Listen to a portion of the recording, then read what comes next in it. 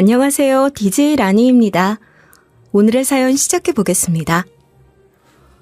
여러분은 시댁 식구들한테 핍박받으면서 은혜를 입은 적 있으신가요? 저는 이렇게 모순적인 상황에서 인생이 180도 바뀌어버렸습니다. 도대체 무슨 일이 있었는지 궁금하시다면 제 이야기를 끝까지 들어주세요. 저는 길 가다가 흔히 만나볼 수 있는 40대 여성인데요. 전 평범하지만 참 행복한 여자예요. 그동안 결혼할 마음이 아예 없다가 좋은 남자를 만나서 결혼할 마음을 먹게 됐거든요. 올 예비 남편이랑 저는 증권회사에서 일하다가 친해진 사이인데 관심사도 비슷하고 성격이나 성향도 비슷해서 정말 이야기가 잘 통했어요. 예비 남편도 저랑 똑같이 결혼할 생각이 없어서 쭉 혼자 살다가 이직한 회사에서 저를 만나고 생각이 바뀌었다고 하더라고요. 그만큼 우리가 잘 맞았던 거겠죠. 이제 예비 남편이나 저나 결혼할 생각만 해도 마음이 들뜨는데 예비 시모가 문제였어요. 예비 시모가 저를 못마땅하게 생각하셨거든요. 근데 예비 남편은 예비 시모 때문에 처음부터 걱정이 많았나 봐요. 저는 예비 남편과 자연스럽게 결혼 이야기를 나누다가 문득 부모님들께 인사를 드려야겠다는 생각이 들었는데요. 결혼에 대해 구체적인 계획을 세우기 전에 양가 부모님과도 이야기를 나누는 게 맞다고 생각했거든요. 그래서 제가 아무 생각 없이 예비 남편한테 이렇게 말했었거든요. 우리 이제 슬슬 양가 부모님께 인사드리러 가야 하지 않을까?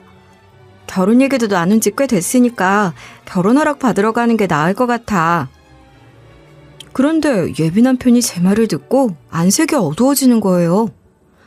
제가 왜 그러냐고 물어보니까 예비 남편이 어두운 표정을 지으며 이랬어요. 사실 우리 엄마가 좀 직설적인 편이라 좀 걱정이 되네. 그래도 아직 결혼에 반대하진 않으셨으니까 너무 마음 쓰지 말고. 내가 부모님께 자기에 대해서 말했는데 아빠 반응은 좀 괜찮았었거든? 근데 엄마 반응이 안 좋았어. 하지만 특별히 헤어지라고 한 것도 아니고 일단 데려오라고 하더라고. 내가 엄마에 대해 잘하니까 뭔 일이 일어날 것 같더라. 분위기가 안 좋아지면 내가 알아서 중간다리 역할을 잘해볼게. 예비 남편이 이러니까 전부터 예비 시모가 경계심이 심하고 까탈스러운 편이라는 말을 들었어서 조금 긴장됐죠. 그러니까 예비 남편이 이런 식으로 저를 위로해 주더라고요. 신경 쓰지 마. 별일 없겠지. 엄마가 뭐라 하면 나뿐만 아니라 아빠까지 나서서 막는 그런 분위기일 거야. 엄마 빼고 모두 다 자기 편이니까 일단 인사드리러 다녀오자. 이걸 어쩌면 좋나 싶었지만 예비 남편이 이렇게 큰 문제는 아니라고 말해줬으니까요. 한편으론 한 번도 안 찾아뵀는데 저 혼자 판단하는 건 좀 아닌 것 같아서 만나 뵙기로 했어요. 막상 찾아뵀는데 의외로 괜찮을 수도 있잖아요. 그래서 계획대로 저는 올 부모님께, 예비 남편은 예비 시부모님께 말해서 약속을 잡기로 했어요. 이렇게 예비 남편과 이야기를 끝내고 오랜만에 부모님 집으로 가서 안부를 나눴는데요. 그 다음에 이런 식으로 본격적으로 예비 남편 이야기를 꺼냈어요. 엄마, 아빠, 나 지금 만나고 있는 남자친구랑 결혼 이야기도 나눴다고 했었잖아. 이번에 남자친구 만나서 어떤 사람인지 보고 엄마 아빠 생각은 어떤지 말해줘라. 제가 이러니까 부모님이 안 그래도 기다리고 있었다고 하면서 얼른 데려오라고 하더라고요. 안 그래도 엄마랑 아빠한테 예비 남편에 대해 자주 이야기를 드렸어서 기대가 많이 되시는 모양이었어요. 예비 남편이 성격도 좋고 예의 바른 점들을 말씀드릴 때마다 부모님이 흐뭇해 하셨거든요. 그래서 수월하게 약속을 잡고 예비 남편을 데리고 저희 본가를 방문했었죠. 제 예상대로 올 부모님은 예비 남편을 마음에 들어 하셨어요. 엄마가 오죽하면 제 손을 꾹 잡으면서 이런 말씀을 다 해주시더라고요. 결혼할 거면 얼른 해라. 하는 일도 비슷하고 벌이도 비슷한 것도 모자라 김서방 성격도 좋고 예의 바르잖니. 이제 나이도 있으니 서두를수록 좋다. 엄마뿐만 아니라 저희 아빠도 이런 식으로 결혼을 허락해 주셨는데요. 근데 예비 시부모님이 문제였죠. 예비시댁에 들어서니 예비시부가 문 앞에서부터 반겨주셨지만 예비시모는 아니었어요. 멀찍이 서서 저 들어오는 거 힐끔 보더니 인사도 안 받아주고 저보고 이러시는 거예요. 인사는 됐고 우선 앉아봐라. 아들한테 말은 많이 들었지만 내가 직접 어떤 사람인지 봐야겠구나. 우리 아들이 정말 괜찮은 여자를 만나고 있었는지 궁금하네. 예비시모가 이러면서 차가운 표정으로 저를 위아래로 훑어보시는 거예요. 그래서 제가 가서 앉았더니 예비시모가 대뜸 이러셨어요. 우리 아들한테서 네가 하는 일이랑 사돈될 분들 직업을 들었다. 그러니까 네가 좀 말해봐라. 우리 같은 부자 집안에 너같이 평범한 년이 들어올 수 있다고 생각하는 거냐? 우리 그이가 지금은 은퇴했지만 대기업 임원이었고 우리 집안 자체에 돈이 많은데 양심 좀 챙겨라. 예비시모가 이런 식으로 너무 매섭게 말씀하셔서 너무 기분이 나쁘고 심장이 철렁 내려앉았어요. 근데 우리 집도 어디 가서 못 산다는 소리 듣는 집안은 아니에요. 아빠가 골동품 매입, 감정하는 일을 하시고 예비시댁만큼 부유하진 않더라도 나름 넉넉한 집안인데도 무시하시더라고요. 반면에 예비시부는 점잖고 좋으신 분이셨어요. 옆에서 이런 식으로 예비시모한테 눈치를 주시더라고요. 당신은 예비 며느리 앞에서 무슨 그런 말을 하냐? 초면부터 선 넘는 질문에 말도 안 되는 말들을 하네. 그동안 우리 아들이 괜찮은 사람 만났다고 그렇게 사랑했었는데 제대로 대화도 안 해보고 그런 말을 하면 안 되지? 예비시부가 이렇게 말씀하시면서 예비시모를 나무라셨어요. 그리고 저한테는 이런 식으로 다정하게 다독여 주셨는데요. 우리 와이프가 하는 말들 마음에 담아두지 말아라. 우리 아들한테 이야기 많이 들었는데 아무리 생각해도 너만한 며느리감은 없을 것 같더라. 직업도 꿀리는 거 없고 집안도 들어보니 흠잡을 데가 없어서 결혼 반대할 이유가 없을 것 같아. 너희들만 좋으면 지금 당장이라도 결혼해도 된다. 예비시부가 이러면서 저를 너무 따스하게 바라보시는 거예요. 그래서 제가 환하게 웃으면서 이렇게 인사드렸거든요. 저 좋게 봐주셔서 정말 감사합니다. 솔직히 여기 오기 전까지 긴장을 정말 많이 했었는데 아버님 덕분에 마음이 한결 가벼워졌어요. 이런 식으로 꾸벅 고개를 숙이는데 예비시모가 눈에 불을 켜고 노려보는 거예요. 금방이라도 절 잡아먹을 듯이 쳐다보는데 예비시부가 아니었음 저 내쫓았겠더라고요. 이렇게 제 결혼은 예비시부 덕분에 허락받을 수 있었어요. 그런데 우리 결혼은 생각보다 그렇게 순탄치 않았죠. 예비시모가 제가 스스로 결혼을 포기하고 예비 남편과 헤어지게 만들기 위해 미친 짓을 했거든요. 도대체 무슨 짓을 했길래 미친 짓이란 표현을 썼냐고요? 모르는 번호로 전화가 와서 받아보니까 낯선 목소리가 이런 말을 건네더라고요. 저번에 본 적 있는데 내 목소리 기억하려나 모르겠다. 나 중원이 엄마다. 갑작스러워서 놀랐겠지만 할 말이 있어서 전화했어. 예비시모가 이러길래 너무 놀라서 아무 말도 못하고 핸드폰을 손에 꼭 쥐었어요. 가까스레 정신을 차리고 잔뜩 긴장한 채 이렇게 대꾸했었거든요. 네? 어머님이시라고요? 제 번호는 어떻게 알게 되신 거예요? 어머님이 이런 식으로 연락을 주실 줄은 꿈에도 몰랐는데 무슨 일로 전화 주신 거죠? 제가 이런 식으로 조심스럽게 물어보면서 안 좋은 예감을 온몸으로 느끼고 있었어요. 그런데 예비시모가 아무렇지 않게 이렇게 당당히 말하는 거예요. 네 전화번호는 우리 아들한테 물어봤다. 내가 너한테 할 말이 있어서 물어본 건데 갑자기 전화해서 불만이니? 내가 오죽했으면 이런 식으로 전화했겠어? 예비시모가 이렇게 너무나도 까칠하게 쏘아붙이길래 당황스러웠죠. 그래서 일단 이런 식으로 주절주절 말을 늘어놓긴 했는데요. 저한테 번호를 물어본 것도 아니고 오빠한테 갑작스럽게 번호도 물어보시고 저한테 전화한 이유가 뭐길래 그러시나요? 중원이 오빠 통해서 말씀해 주셔도 충분히 전달 드릴 수 있을 텐데 갑자기 전화 주셔서 놀란 것뿐이에요. 제가 이런 식으로 어리둥절한 마음을 감추지 못하고 있었어요. 그런데 예비시모 입에서 이런 뚱딴지 같은 말들이 쏟아져 나오는 거예요. 우리 아들한테 사실 여자가 있는 거 알고 있었니? 세상에, 너는 자존심도 없어? 남자가 한눈 팔고 있는데 이렇게 자존심 버려가며 계속 만나고 싶은 거냐? 예비시모가 툭 내뱉은 말에 머릿속이 새하얘지고 말았어요. 순간 눈앞이 아찔해져서 이마를 손에 얹고 이렇게 되물었죠. 어머님, 그게 무슨 말씀이세요? 오빠한테 여자가 있다뇨? 그럼 저희 오빠가 저 몰래 바람을 피우고 있다는 말씀이세요? 어머님도 저희 오빠가 저 몰래 다른 여자 만날 사람 아니라는 거 알고 계시잖아요.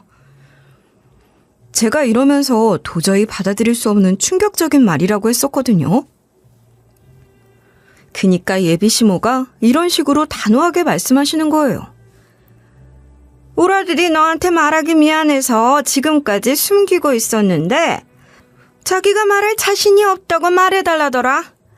내가 문자로 사진 한 장 보낼 테니까 네가 한번 확인해봐. 예비시모가 이렇게 말을 던진 다음에 전화를 뚝 끊어버리더라고요. 잠시 후에 문자가 와서 확인해보니까 사진이 와 있는 거예요. 그 사진은 다름 아닌 예비 남편이랑 어떤 여자가 뽀뽀하는 사진이었어요. 처음엔 당연히 너무 화가 나서 심장이 두근거렸는데 억지로 심호흡을 해가며 보니까 어라? 사진이 이상하네? 사진을 자세히 확대해서 살펴보니까 합성한 거더라고요. 예비시모가 일부러 예비 남편이랑 다른 여자가 뽀뽀한 사진을 합성해서 만든 거였어요. 아니, 근데 우리 예비시모 좀 머리가 멍청해요. 그 합성한 사진 중 예비 남편 쪽 사진 부분이 제가 아는 사진이었거든요. 예비 남편이랑 첫 번째 데이트할 때쯤일까요? 제가 그때 서로 사진 찍어주자고 했거든요. 그 당시엔 아직 직장 동료 관계였어요. 평소엔 퇴근 후에 밥 한 끼하고 술 몇 번 마시다가 처음으로 주말에 만났던 거였는데요. 예비 남편이 사진 잘 나왔다고 예비 시부모님께도 보내드리면서 자랑을 하더니 그 사진을 저장해서 이런 데 썼던 거예요. 그 당시에 사귀는 사이도 아니었으니까 예비 남편이 딱히 제 얘기도 안 했었거든요. 그래서 예비 시모는 아무것도 모르고 여자 사진을 눕게 따서 예비 남편 옆에 합성한 거였어요. 마치 단둘이 데이트한 것처럼 말이죠. 그래서 제가 이거 보고 엄청 비웃으면서 제가 예비 시모께 다시 전화를 걸었어요. 예비 시모가 기다렸다는 듯이 바로 전화를 받고 엄청 밝은 목소리로 이러시는 거예요. 내가 보낸 사진 봤냐? 우리 아들이 다른 여자 만나고 있는 거 두 눈으로 똑똑히 봤지? 그러니까 나도 이제 마음 접고 우리 아들이랑 헤어져라. 예비 시모 목소리가 묘하게 들뜬 게 얼른 저를 떨쳐내고 싶어하는 게 다 보이더라고요. 그래서 제가 이런 식으로 전곡을 한번 찔러봤는데요. 네, 어머님 말씀대로 사진 확인해봤는데요. 어머님, 혹시 사진 합성하셨어요? 어머님이 지금 보낸 사진이 무슨 사진인지는 알고 계세요? 제가 이러니까 예비 시모가 말을 더듬으면서 엄청 당혹스러워하는 거예요. 그리고 예비 시모가 이런 식으로 시치미를 뚝 떼는 거예요. 무슨 말을 하는 거냐? 내가 무슨 합성을 했다고 그래? 얘 좀 봐라. 내가 그런 식으로 구라치는 사람으로 보이니? 예비 시모가 이렇게 끝까지 거짓말을 치면서 저를 속이려고 했어요. 그런 예비 시모가 너무 한심해 보여서 제가 한숨을 푹 내쉬고 이런 식으로 말했었는데요. 어머님, 제가 괜히 이러는 게 아니라 합성한 티가 너무 많이 나서 그래요. 이 사진 저랑 중원이 오빠가 썸 탈 때 찍어준 사진인데 모르고 계셨죠? 그니까 예비 시모가 아무 말도 못하고 씩씩거리고 있는 거예요. 그래서 제가 예비 시모에게 이런 식으로 따지고 들었어요. 어머님, 아무리 결혼 반대하시는 거라도 이건 좀 아닌 것 같아요. 차라리 마음에 안 드니까 헤어지라고 하던가. 지금 뭐 하는 짓이세요? 오빠한테 전부 다 말할 거니까 그렇게 알고 계세요. 제가 이런 식으로 분노가 치밀어 올랐지만 최대한 침착하게 말을 이어갔는데요. 그런데 예비 시모가 이렇게 소리를 빽 지르시는 거예요. 말하든가 말든가 네 알아서 해라. 네가 꼰지른다고 하면 내가 무서워할 줄 알았냐? 이게 진짜 시모 무서운 줄도 모르고 뚫린 입이라고 막말하네. 예비 시모가 이러고 나서 제가 반박할 틈도 주지 않고 전화를 끊었어요. 제가 곧바로 예비 남편한테 연락해서 이런 식으로 전부 다 토로해버렸죠. 자기야, 모르는 사람한테 전화 와서 받아봤는데 어머님인 거야. 내가 무슨 일로 연락 주셨냐고 물어보니까 자기가 다른 여자랑 바람을 피우고 있대. 우리 헤어지게 만들려고 사진까지 합성해서 보내주신 거 있지. 제가 이러면서 예비 시모가 보내주신 사진을 예비 남편에게 보내줬는데요. 예비 남편이 그 말을 듣고 경악을 하더니 사진을 보곤 이런 식으로 짜증을 확 내더라고요. 뭐? 우리 엄마가 이런 사진을 보내놓고 내가 바람을 피우고 있었다는 말까지 했다고? 잠깐만, 전화 끊어봐.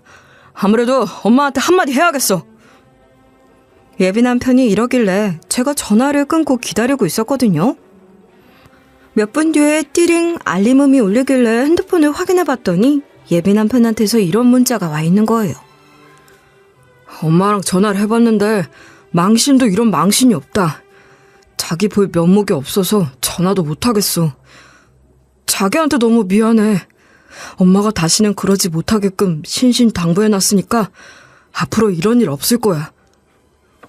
예비 남편이 문자로만 황당해한 게 아니라 저랑 만나고 나서도 저한테 너무 미안해했어요. 자기가 한 짓이 아닌데도 저한테 이런 얘기를 다 하더라고요. 다른 사람도 아니고 우리 엄마가 그런 짓을 한 게 너무 부끄럽더라. 심지어 난 자기 번호 알려준 적도 없어. 엄마가 나 몰래 알아내서 전화한 거야. 예비 남편이 핸드폰 잠금 설정 같은 걸 안 하는 편이라 핸드폰을 켜면 바로 전화 기록부 같은 걸 확인해 볼 수 있거든요.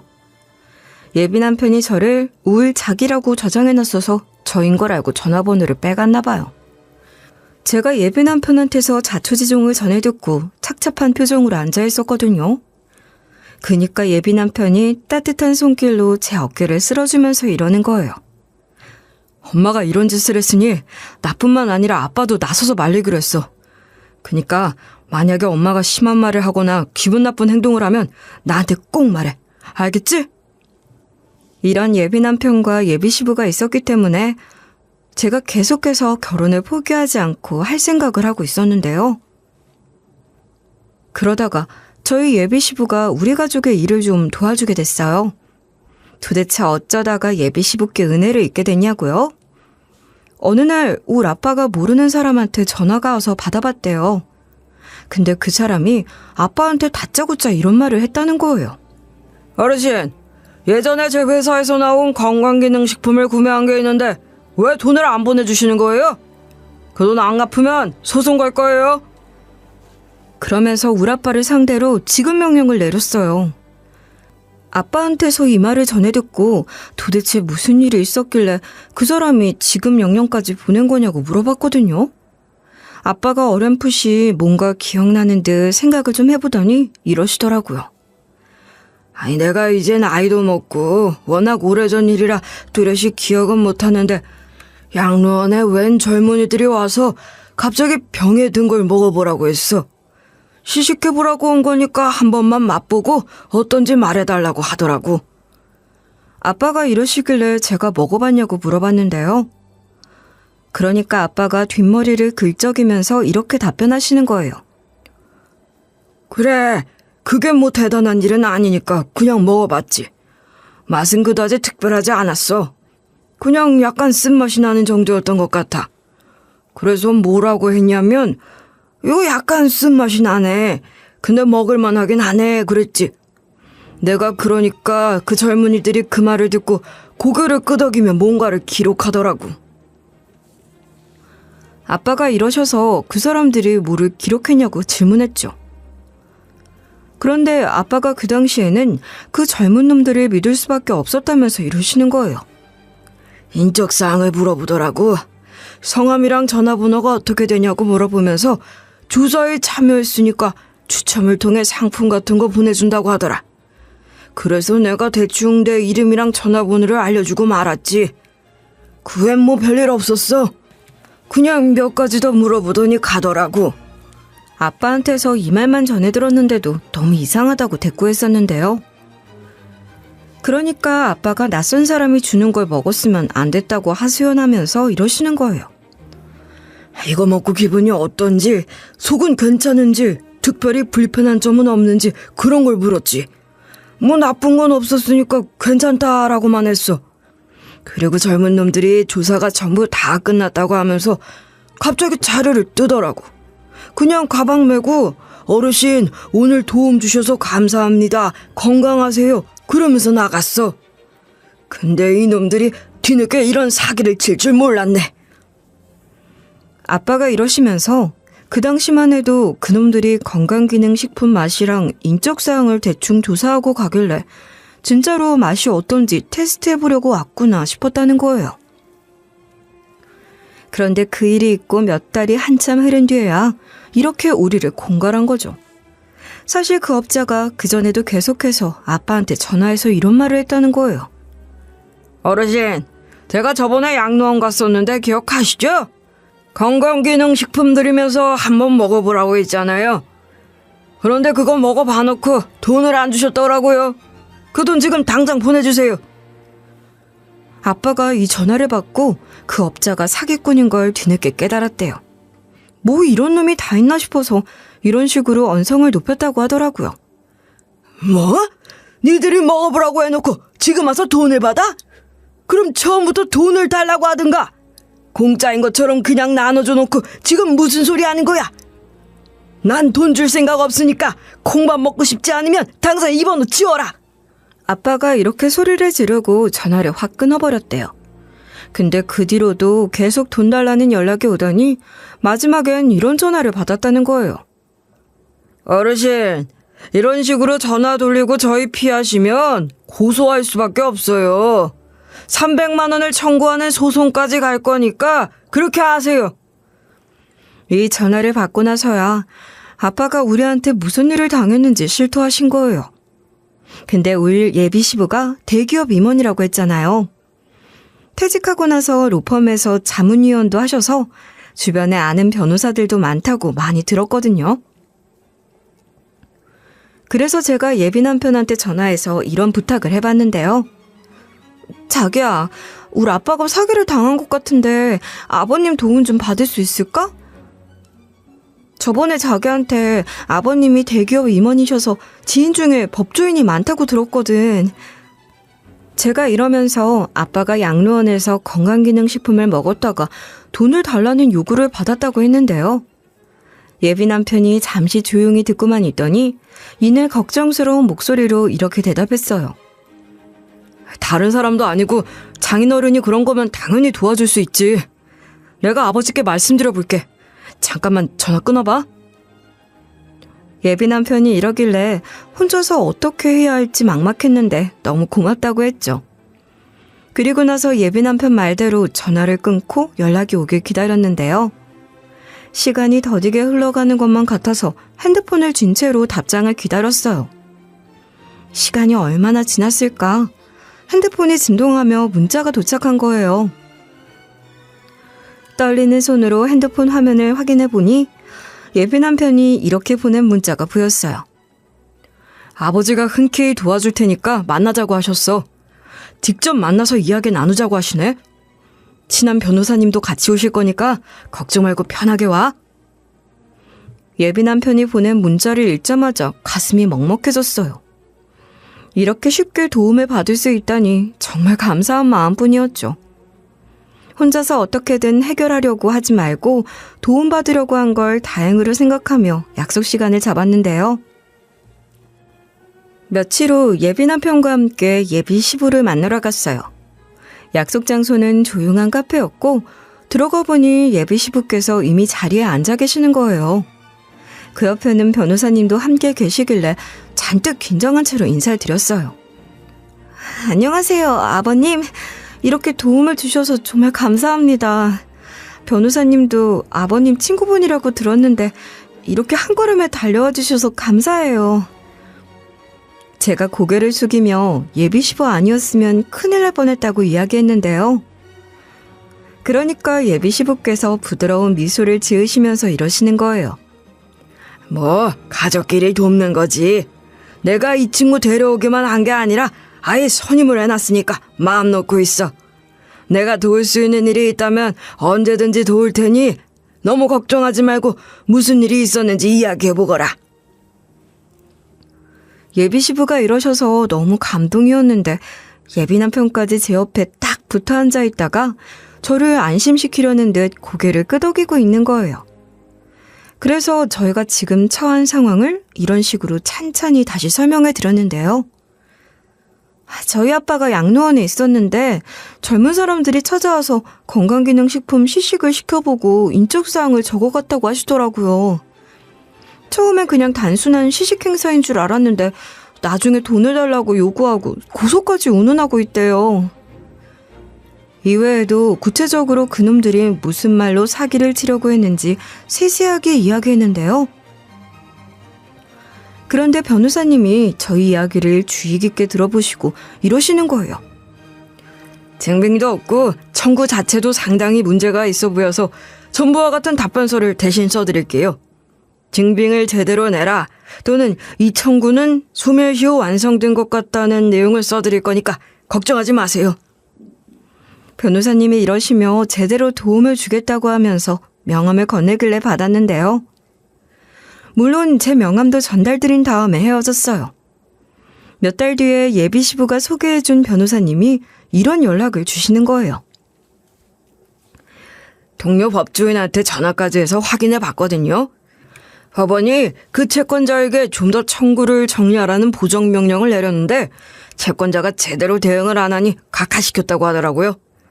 큰 문제 없이 재판 이길 수 있을 것 같으니까 마음 놓고 계셔도 될 것 같아요. 이렇게 예비 시부가 소개해준 변호사님 덕분에 아빠가 승소하게 되신 거예요. 예비 시부와 변호사님께 감사 인사를 드리려고 식사 자리를 마련하려고 했는데요. 일단 모시고 갈 식당은 정한 다음에 예비 시부께 전화드렸는데 이런 식으로 거절을 하시는 거예요. 아유 무슨 식사 자리까지 가지려고 그래. 난 괜찮으니까 이렇게까지 안 해줘도 된다. 이제 곧 가족이 될 사이인데 이 정도로 감사 인사받기 부끄럽다. 예비 시부가 이러셔서 결국 우리 가족은 이 은혜를 어떻게 갚을까 생각하게 됐죠. 예비 시모는 정말 별로인데 예비 남편이랑 예비 시부가 너무 좋은 사람들이라 예비 시모 정도는 커버를 할 수 있었어요. 그러다가 예비 시부께 은혜를 갚을 날이 찾아온 거예요. 예비 시모의 칠순 잔칫날 예비 시부가 우리 부모님까지 초대하셨는데요. 예비 시모 선물은 물론 예비 시부께 드릴 선물까지 바리바리 챙기는데 예비 시부한테 드릴 선물이 부피가 좀 컸어요. 일반 승용차에 싣기가 어려워서 봉고차에 잘 싸서 싣게 됐죠. 그래서 선물을 실은 봉고차에는 저랑 아빠가 타고 우리 엄마는 예비 남편 차를 타고 칠순잔치 장소까지 같이 갈 예정이었어요. 우리는 한정식 집에 딸린 주차장에 차를 주차하고 들어가려고 했는데요. 아빠가 주차할 테니 저보고 먼저 내리라고 했어요. 그래서 제가 먼저 내리는데 마침 입구에서 예비 시모가 걸어 나오더라고요. 그런데 예비 시모가 경악한 얼굴로 이렇게 물어보는 거예요. 지금 너 설마 봉고차 끌고 온 거냐?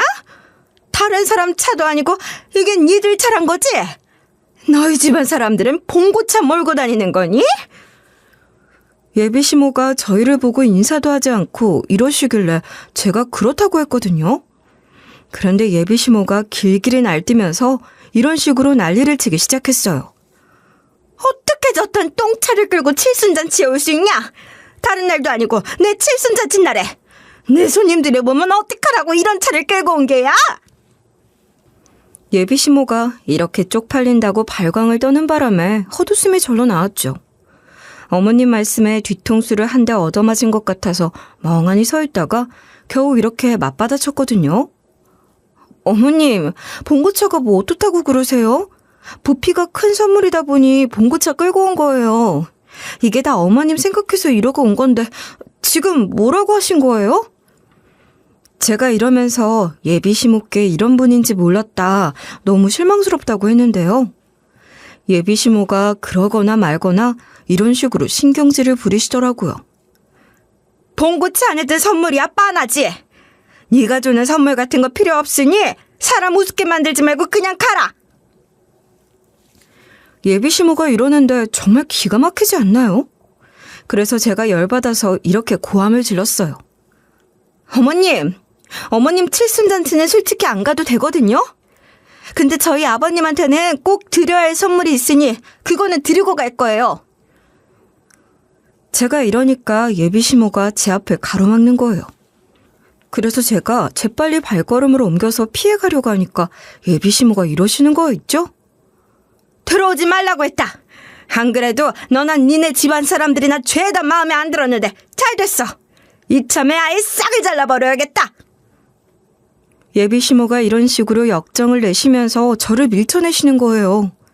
그래서 제가 힘으로 버티고 서 있는 채로 이렇게 악을 질렀는데요. 저는 어머님 축하해주거나 준비한 선물 드릴 마음 없고요. 아버님께 드릴 선물이 있으니까 들어가야겠어요. 어머님 아는 척도 안 할 테니까 비키시라고요. 제가 이러니까 예비 시모가 절대 못 들어간다고 하는 거예요. 이런 이유로 저랑 예비 시모가 실랑이를 벌이고 있었는데요. 그렇게 우리 두 사람이 입구에서 다투고 있는데 예비 시부가 입구 쪽으로 걸어오시다가 우리를 발견했나 봐요. 갑자기 이렇게 말씀하시는 예비 시부 목소리가 들리는 거예요. 아니, 하도 안 들어오길래 와봤더니 당신은 왜 또 며느리랑 싸우고 있어? 이렇게 좋은 날에 도대체 무슨 일이야? 예비 시부가 이러셔서 제가 얼른 고개를 돌렸는데요. 그때 아빠도 멀리서 서 있는 게 보이더라고요. 아무래도 주차를 하고 나서 예비 시모랑 저랑 싸우는 모습을 난감하게 지켜만 보고 있었나 봐요. 아빠가 예비 시부를 보자마자 화색을 띠며 입구 쪽으로 뛰어들어오면서 이러시는 거예요. 사돈어른, 그 골동품 드디어 찾았습니다. 중고가전 가구 재활용센터에서 구했는데 선물로 드리려고 가져왔습니다. 아빠가 이러셔서 예비 시부가 정말이냐고 반응하면서 얼굴 표정이 확 바뀌고 있었는데요. 그런데 예비 시모가 이야기도 제대로 들어보지도 않고 재활용센터에 꽂혔나 봐요. 바로 이런 식으로 어이없다는 듯이 외치기 시작하더라고요. 아니, 지금 뭐라고 말씀하시는 거예요? 저희 바깥 양반한테 드릴 선물에 재활용센터에서 샀다고요? 어디서 쓰레기 같은 걸 주워온 거야? 아무리 골동품 파는 집안이라지만 너무하신 거 아니에요? 그러자 우리 예비 시부가 열받아서 예비 시모 뺨을 때렸어요. 예비 시부가 어찌나 분노했는지 핏발선 눈으로 이런 식으로 말씀하시는 거예요. 이게 지금 뭐라고 하는 거야? 이런 쓰레기 같은 옆에 내려봤나? 지금 우리 어머니 유품을 쓰레기라고 한 거야? 예비 시모가 그 말을 듣고 눈을 동그랗게 뜨고 쳐다보고만 있었어요. 그때 예비 시부 입에서 제가 알지 못했던 말들이 술술술 나오기 시작했죠. 사실 본고차에 있었던 것은 우리 예비 시부가 그토록 찾아 헤매던 시조모의 유품이었대요. 예비 시부가 지금은 점잖은 모습이라서 상상하기 힘들겠지만 젊은 시절에는 부모 가슴에 대못 받고 다니는 아들이었다는 거예요. 예비 남편의 할머니가, 그러니까 저한테는 시할머니께서 예비 시부가 막내라서 엄청 예뻐하셨대요.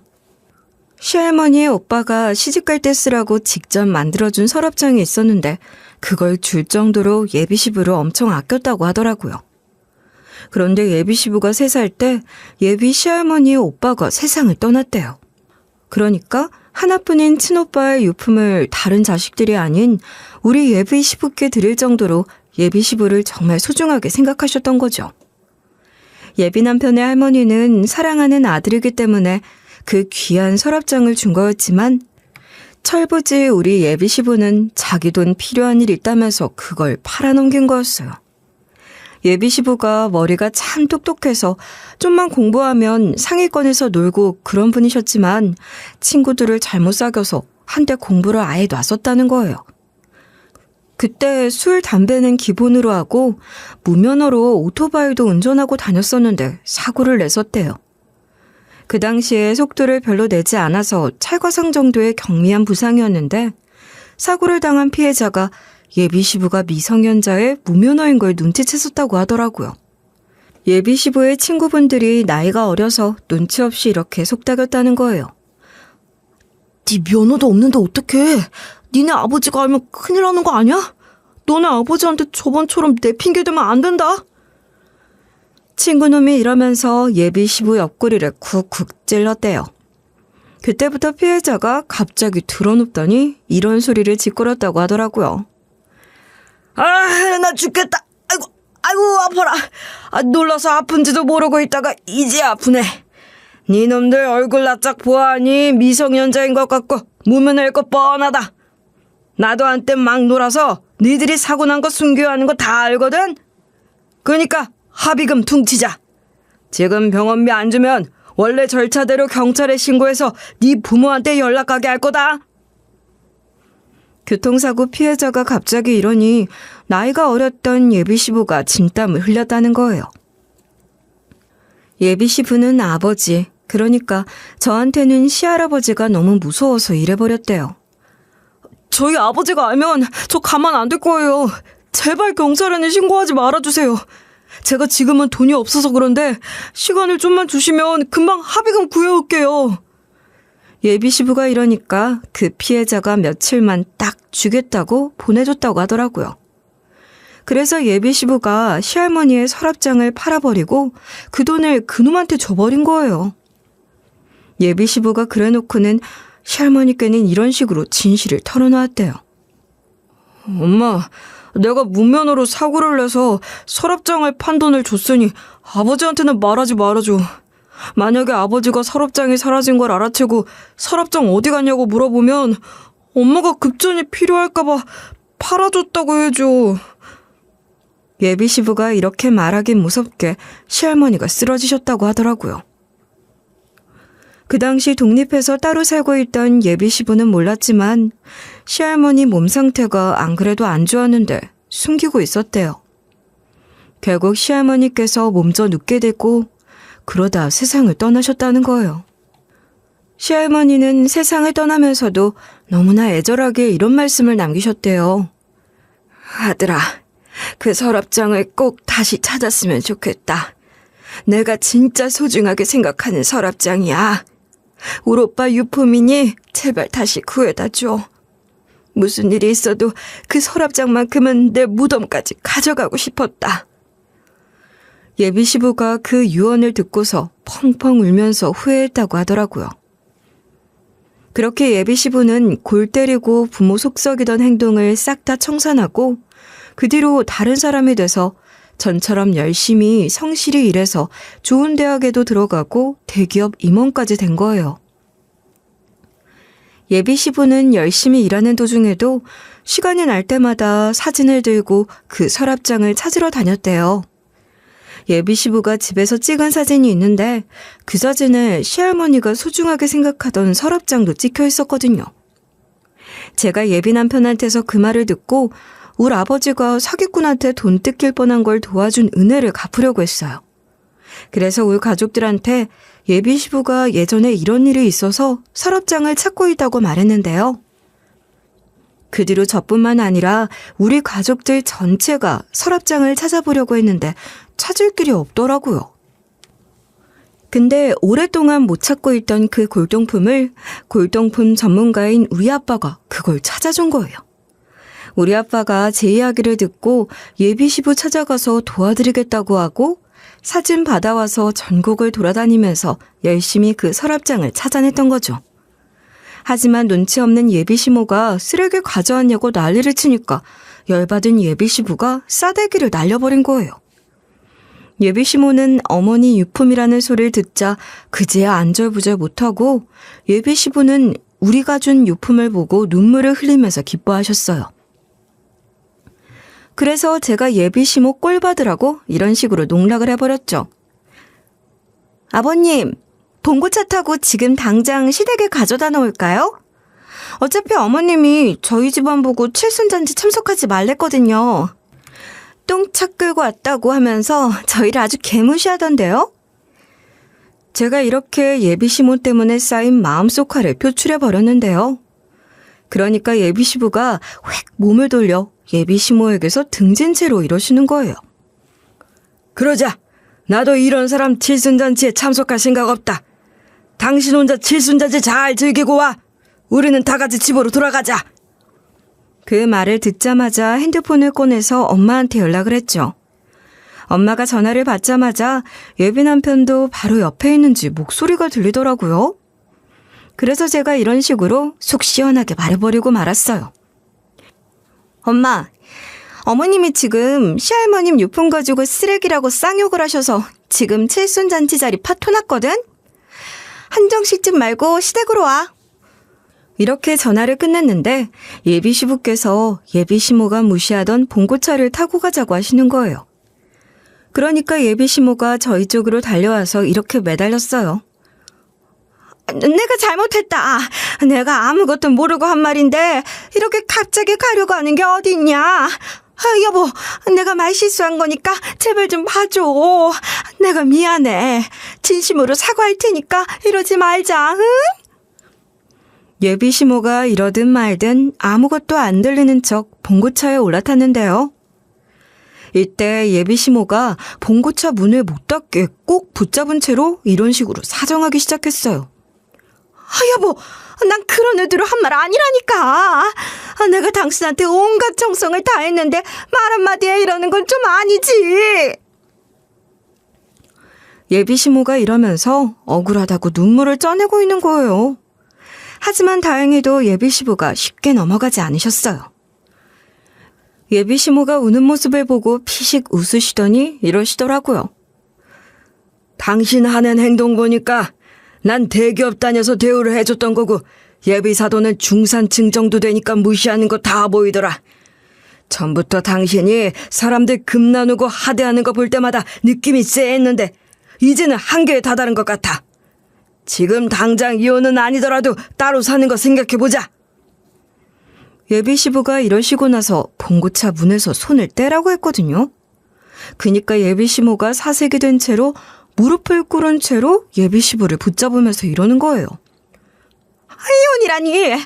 고작 이런 걸로 이혼을 고려하고 있다는 게 말이 돼? 이런 걸로 잠시 떨어져서 살겠다는 게 말이 되냐고. 여보, 내가 미안해. 며느리하고 사돈한테도 전부 다 사과할 테니까 제발 그러지 말자. 난 당신이랑 이렇게 멀어지고 싶지가 않아. 그러니까 다시 생각해줘. 응? 예비시모가 이러면서 너무나도 처절하게 빌빌대고 있는 거예요. 그러나 예비시부께서 그런 예비시모를 동정하지 않으시고 아주 칼같이 이러셨어요. 당신이 이럴수록 더 떨어져 살고 싶어. 당신은 내가 아니라 내 돈과 명예, 직업이 좋아서 결혼했던 걸 다 알고 있었다고. 이런 속물 같은 모습 지긋지긋하니까 제발 그만 좀 해. 그동안 이혼하고 싶었지만 애들 때문에 참았던 거야. 지금 당장 안 떨어지면 이혼하자고 할 거니까 떨어지라고. 그렇게 예비시부가 예비시모를 밀쳐내서 예비시모가 거의 내동댕이 쳐졌어요. 우리가 그렇게 봉고차 문을 닫고 출발하게 되는데 제가 창문으로 살펴보니까 혼자 남겨진 예비시부 모습이 가관이더라고요. 단순히 우리 집안 수준이 별로라고 우리 하대하더니 이게 바로 인과응보구나 싶었죠.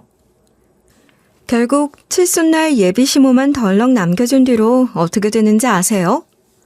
예비시부가 아주 강력하게 예비시모 허락 없이 결혼 진행해도 된다고 하더라고요. 그래서 우리가 스템에 알아보고 결혼식장 알아보고 있었어요. 결혼식을 얼마 안 놔둔 시점에 예비시부를 보러 갔거든요.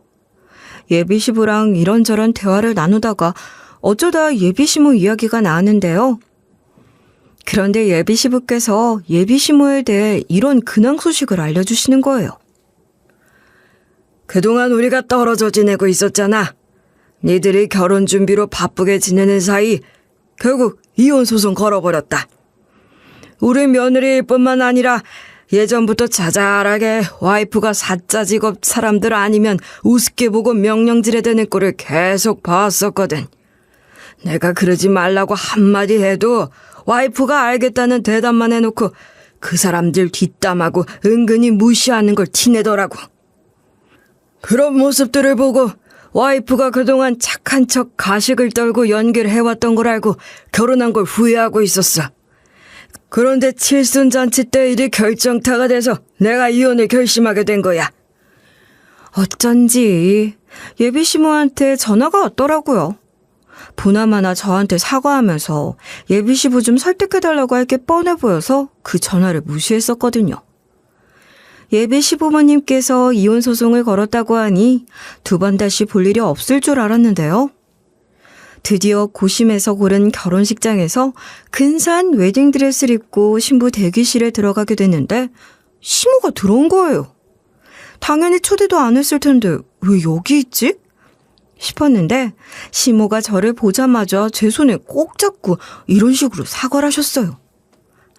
며느라, 결혼 축하한다. 내가 결혼 반대한 주제에 이렇게 찾아와서 정말 미안하지만 며느리 너한테 진심으로 사과하고 싶어서 온 거야. 너네 집안 무시한 건 미안하다. 칠순잔치 자리에서도 봉고차 타고 왔다고 막말한 것도 할 말이 없어. 제발 용서해다오. 예비 시모가 이러면서 또 악어의 눈물을 흘리시는 거예요. 그래서 제가 예비 시모 눈을 똑바로 쳐다보면서 이런 일침을 날렸죠. 어머님, 진짜로 미안한 거 맞으세요? 아버님께 다시 잘 보여서 살림 합쳐보려고 이러시는 거죠? 아무리 생각해봐도 어머님이 지금 아쉬워진 입장이라 연기하는 걸로밖에 안 보이는데요? 시모가 그 말을 듣고 멈칫하면서 찔려하는 거예요. 그래서 제가 그때 이런 식으로 비아냥대기 시작했어요. 역시 제 말이 맞죠? 아버님이랑 다시 잘 지내고 싶으셔서 이러시는 거잖아요. 그런 마음으로 사과하실 거면 안 받아줄 거니까 당장 나가세요. 제가 이러고 나서 옆에 있던 직원한테 이 사람 좀 내쫓아달라고 했거든요. 그런데 시모가 제 웨딩드레스 붙잡고 이런 식으로 흐느끼고 있더라고요. 내 남편 믿고 모아놓은 돈도 없고 노후 준비도 아예 안 되어 있는데 어떻게 이럴 수 있어? 아무리 재산분할 한다고 해도 이건 아니다. 난 남편 없이 못 살아. 시모가 이러던 와중 옆에 있던 직원이 붙잡으니 안 나가려고 발버둥을 치더라고요. 그래서 제가 이렇게 어머님 뇌리에 꽂히는 말을 해버렸어요. 어머님, 그만 좀 하세요. 어머님이 이럴수록 아버님이 싫어하시는 거 모르세요? 어머님이 말씀하시는 거 들어보니까 제 예상대로 저한테 미안하거나 아버님이 그리워서 사과하러 오신 게 아니네요. 아버님 없이 못 사는 게 아니라 시부 덕분에 누리고 살았던 호화로운 삶을 포기 못하는 거겠죠. 저희한테 고소당해서 나중에 재산 분할 받은 것도 모조리 뺏기고 싶지 않으면 좋게 말할 때 나가시라고요. 이런 식으로 고성을 지르면서 시모를 내쫓아버렸어요. 다행히 이 소란은 신부 대기실에서만 잠깐 이뤄져서 제 결혼식은 잘 이루어졌는데요. 지금은 남편과 결혼 후 신혼집에서 잘 살고 있거든요. 시부가 우리 가족을 돕고 우리가 시부를 도와줬다 보니 우리 집안이랑 시댁 사이가 시작부터 돈독하게 유지되고 있어요. 서로 자주 연락하고 모임 자리도 자주 갖고 있죠. 명절 때는 아예 다 같이 모여서 명절 음식도 나눠 먹다 보니 사돈지간이 아니라 피를 나눈 가족이 된 느낌이에요. 시부가 건 이혼 소송은 진행 중이고 시모는 나이 70 먹고 이혼당하면 자기는 망한 인생이니 최대한 버팅기고 있는 중인데요. 소송도 길어지면 몇 년까지도 간다고 하는데 시모가 그걸로 버팅기는 것 같아요. 시부는 일단 칼을 뽑았으면 무라도 썰어야지 하는 심정으로 소송에 진지하게 임하고 있으시더라고요. 아마 재결합은 없을 것 같아요. 만약 이혼을 안 한다고 해도 시모는 시부랑 같이 살진 못할 것 같거든요. 시모는 이렇게 심란한데 저는 그와 반대로 행복한 가정을 꾸리게 돼서 이렇게 사연글을 써보게 된 거예요. 여러분, 제가 이런 일을 겪게 되면서 본 구절이 있는데 깊은 강물은 돌을 던져도 요동치지 않는다고 해요. 타인이 던진 무례한 말에 상심하는 사람은 깊은 강이 아닌 진흙탕 웅덩이인 셈이라고 하죠. 인성이 그렇게 더러운 사람들은 어차피 나중에 벌을 받게 될 테니 신경 쓸 필요도 없다는 말이에요. 만약에 여러분도 하대받고 무시받고 계시다면 저희 시모처럼 막말하는 사람한테 휘둘리지 마시고 여러분 인생을 사시길 바랄게요.